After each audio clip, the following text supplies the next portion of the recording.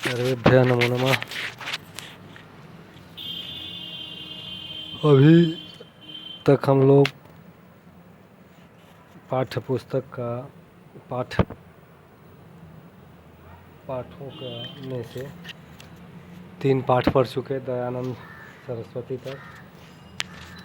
उनके question answer भी हो गए। अब हम फिर व्याकरण के कुछ भाग को देखते हैं। संधि हो गया, वर्ण हो गया, समास हो गया, कारक हो गया। तो इसके बाद अव्यय शुरू करते हैं। छोटा सा पाठ है, उसको देख लेते हैं। अव्यय शब्द जो है उसमें नई तत्पुरुष समास है। व्यय अलग है, न मतलब अ अलग है। तो न व्ययः इति अव्ययः। अव्यय हम उसे कहते हैं जो खर्च न हो। अव्यय को परिभाषित करते हुए लिखा गया है, सदृशम त्रिषु लिंगेषु सर्वासु च विभक्तिषु वचनेषु च सर्वेषु यन् व्ययेति तदव्ययम्। सदृशम एक समान, इक्वल टू, त्रिषु लिंगेषु तीनों लिंगों में, सर्वासु च विभक्तिषु सभी विभक्तियों में, वचनेषु च सर्वासु सर्वेषु सभी वचनों में, यन को संधि विच्छेद करेंगे तो यत जोड़ना है, तो का न हो जाता है, व्यंजन संधि का है।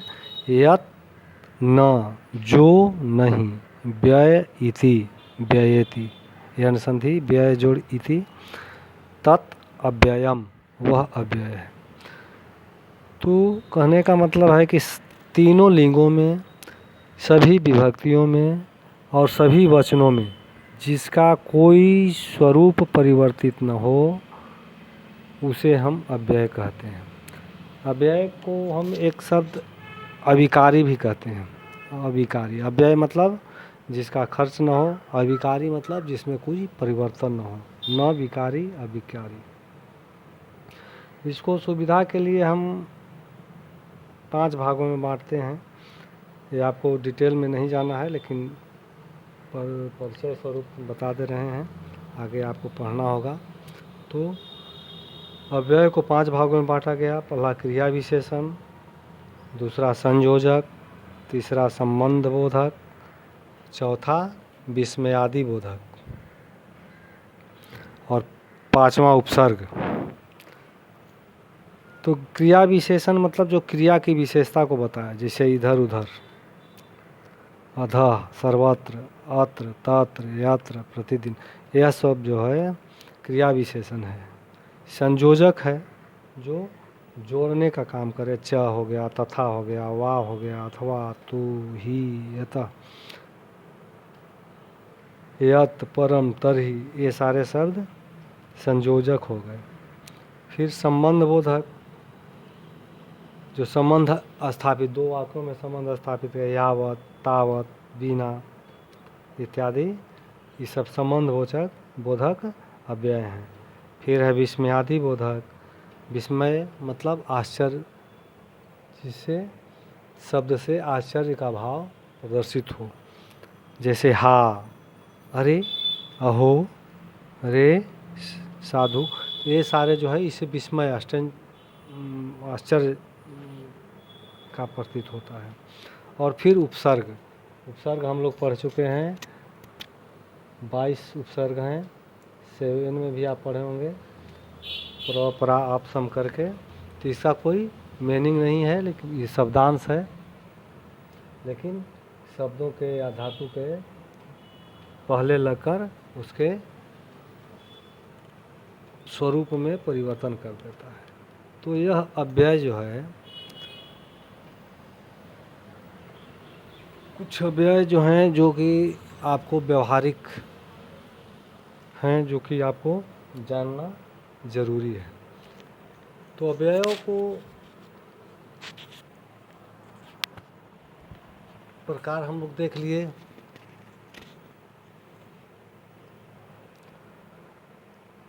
तो इन सारे प्रकारों में अब जैसे विस्मयादि बोधक में च है, इसका मतलब आप जानते हैं और होता है।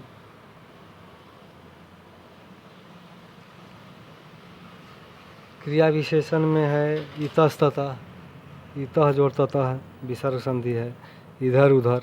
ये सब व्यवहारिक शब्दों का मैं चयन किया हूँ। ऐसे बहुत सारे अव्यय हैं जो आपको पढ़ने पड़ेंगे, लेकिन जो ज़रूरी हैं उनको कर दिए हैं। अधः मतलब होता है नीचे, सर्वत्र मतलब सब ओर, सब जगह, अत्र मतलब यहाँ, तत्र मतलब वहाँ,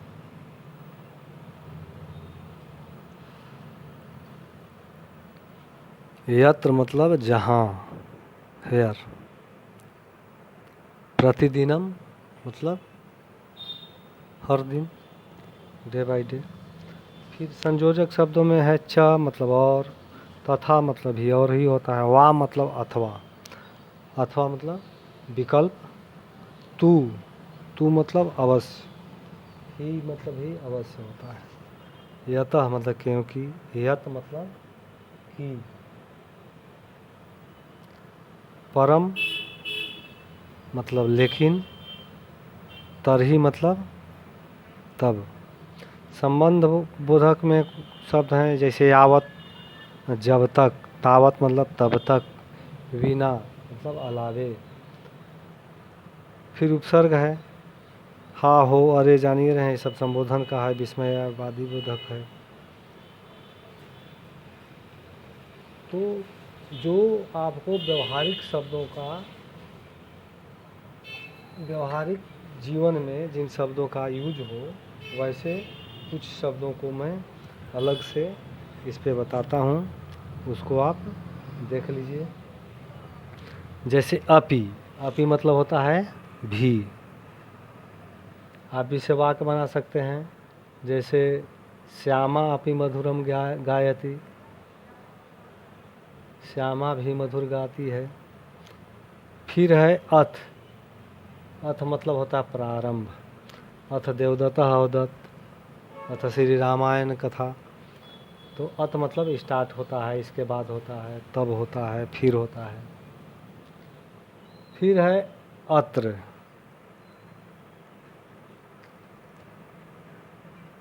अत्र मतलब देख लिए यहाँ।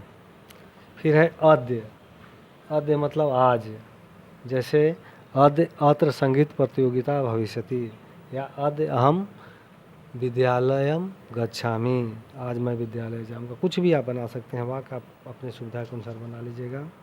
वैसे ही अधुना मतलब होता है अब। फिर अद्यत्वे मतलब आजकल। फिर अधः मतलब नीचे, एव मतलब ही। उसी प्रकार इव, इव मतलब के समान, बराबर। फिर है एव, एव मतलब ही। फिर है एवं, एवं मतलब हाँ, इस प्रकार। फिर है एकदा, एक बार। फिर कुत्र और क्व दोनों का मतलब होता है कहाँ। फिर तदा मतलब तब, तथा मतलब वैसे। अस्म जैसे हम बताए थे, वर्तमान काल की क्रिया में अगर अस्मा लग जाता है और भूतकाल की क्रिया हो जाता है, तो अस्मा मतलब होता ही है था, थे, थी, कुछ भी आप इसको लिख सकते हैं। फिर है स्वह, स्वह मतलब टुमारो, कल, आने वाला कल। फिर है ह्यः, ह्यः मतलब कल, यस्टरडे, बीता हुआ कल। फिर है संप्रति, संप्रति मतलब इस समय।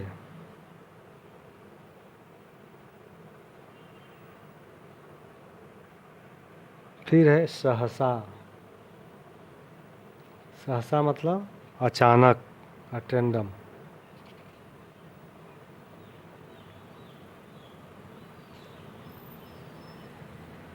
फिर सर्वदा। सर्वदा मतलब हमेशा।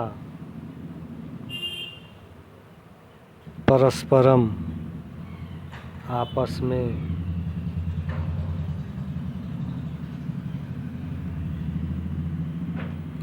फिर सम्यक। सम्यक मतलब भली भांति। इसका मतलब होता है भली भांति।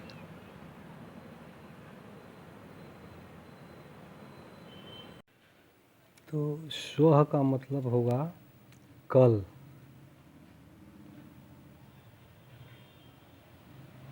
आने वाला कल, टुमारो। और ह्यः का मतलब भी होगा कल, लेकिन बीता हुआ कल, यस्टरडे। संप्रति मतलब अभी। सहसा मतलब अचानक। और सर्वदा मतलब हमेशा। सम्यक भली भांति।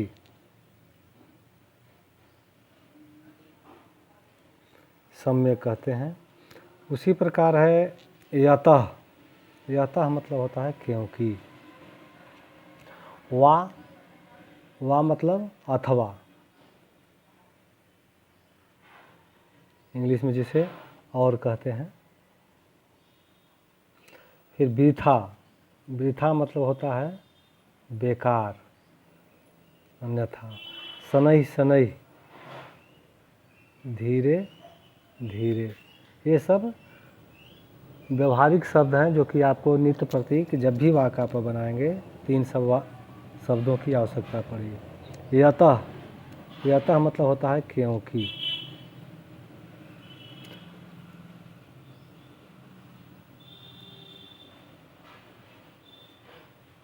और भी शब्द हैं, इसमें कुछ शब्द रह गए थे। च का मतलब आप जानते हैं, और होता है। तथा मतलब इसको भी और कह सकते हैं। वा मतलब अथवा। अथवा मतलब वही वा या विकल्प से। तू मतलब होता है अवश्य। ई वा के पर जोड़ देने के लिए ही मतलब भी अवश्य होता है। यतः मतलब बता ही चुके उधर, क्योंकि। फिर है यत। यत मतलब होता है कि। आया होगा तो इधर शब्द में बताए होंगे। यत यहाँ लिख लीजिए आप। यत माने कि। परम मतलब लेकिन। तरही मतलब होता है तब। इसमें कुछ शब्द थे। यावत मतलब जब तक। तावत मतलब तब तक। बिना मतलब अलावे।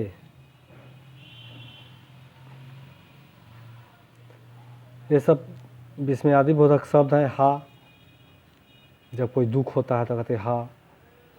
कोई को संबोधित करते हैं तो अरे, अहो, रे। साधु मतलब कोई अच्छा काम होता है तो उसको हम कहते हैं साधु, बहुत अच्छा।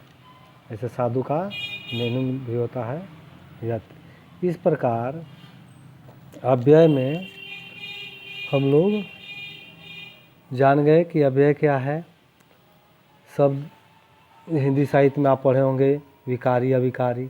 तो विकारी जिसमें विकार हो, अविकारी है। अव्यय को क्या कहते हैं? अविकारी। अविकारी मतलब जिसमें कोई विकार न हो। अव्यय शब्द अपने उपयोग के किसी भी परिस्थिति में घटते बढ़ते नहीं हैं। इसी के विपरीत जो है विकारी शब्द जो होता है, संज्ञा विशेषण सर्वनाम क्रिया ये सब जो है विकारी शब्द हैं। ये स्त्रीलिंग पुल्लिंग एक वचन द्विवचन में इनका रूप परिवर्तित होते रहता है। लेकिन अव्यय का तीनों लिंगों में, तीनों विभक्तियों में, तीनों वचनों में कोई चेंज नहीं होता है। स्त्रीलिंग हो पुल्लिंग हो, कोई अंतर नहीं पड़ता है। और भी कुछ इम्पोर्टेंट अव्यय शब्द हैं जिसको आप अपने पाठ्य पुस्तक से देख लीजिएगा, जो यूज में आने लायक है, जो आपको, जैसे ऊर्ध्वम होता है, ऊर्ध्व होता है, एक शब्द है। ऊर्ध्व मतलब होता है ऊपर, ऊपरी मतलब भी होता है ऊपर। उसी प्रकार अधः मतलब भी होता है नीचे, नीचे लिखवाए होंगे हम कहीं, अधः यहाँ है। और नीचे ही मतलब भी होता है नीचे। ऊपर ऊंचे ही माने भी होता है ऊपर।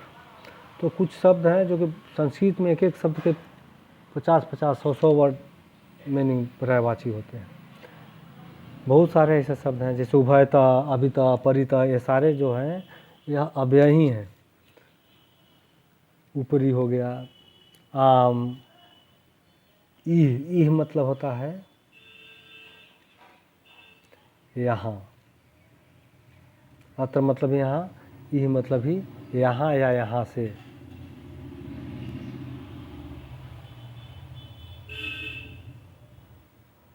उसी प्रकार इतः एक शब्द है।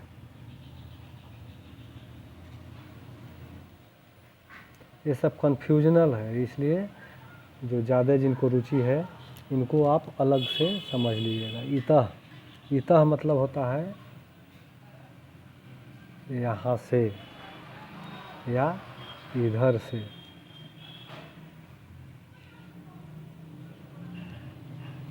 फिर इदानीम, बहुत सारे शब्द हैं जो कि आपको वाक्य बनाने में काम आएगा। इदानीम मतलब होता है अधुना, अब या इस समय। क्या कहना है कि एक एक संस्कृत के शब्द के लिए बहुत सारे शब्द हैं। वाक्य बनाते हैं आप, भूतकाल की वाक्य बनाना है, अक्ता से लगा के बना सकते हैं या क्वतु से भी बना सकते हैं। लंग लकार तो है ही भूतकाल के लिए स्पेशल। तो आपको है कि इसमें से कोई 10 शब्द, व्यवहारिक शब्दों को आपको चयन करना है और इनसे वाक्य बनाना है। ऐसे आप शुरू से भी पढ़े हैं, जो अच्छे पढ़ना आगे जिनको रुचि है वे आप कारक से भी 2-4 कर लेंगे, वर्ण विच्छेद भी करेंगे। अब डेली जो है इन सब पठित अंश जो है उनसे आप आवृत्ति करते रहेंगे और होमवर्क के रूप में आप इनमें से कोई 10 शब्द, 10 अव्यय पदों से वाक्य बनाना। इसमें से जो भी आपको रुचि लगे, जो आसान लगे, आप इसको बनाइएगा। ऐसे आपके पाठ्य पुस्तक में भी होगा। बहुत सारा शब्द है जो कि आपको जानना चाहिए। अगर संस्कृत पढ़ना है तब तो निश्चित रूप से अव्यय, उपसर्ग, प्रत्यय, ये सब वो आपको जानना ही पड़ेगा।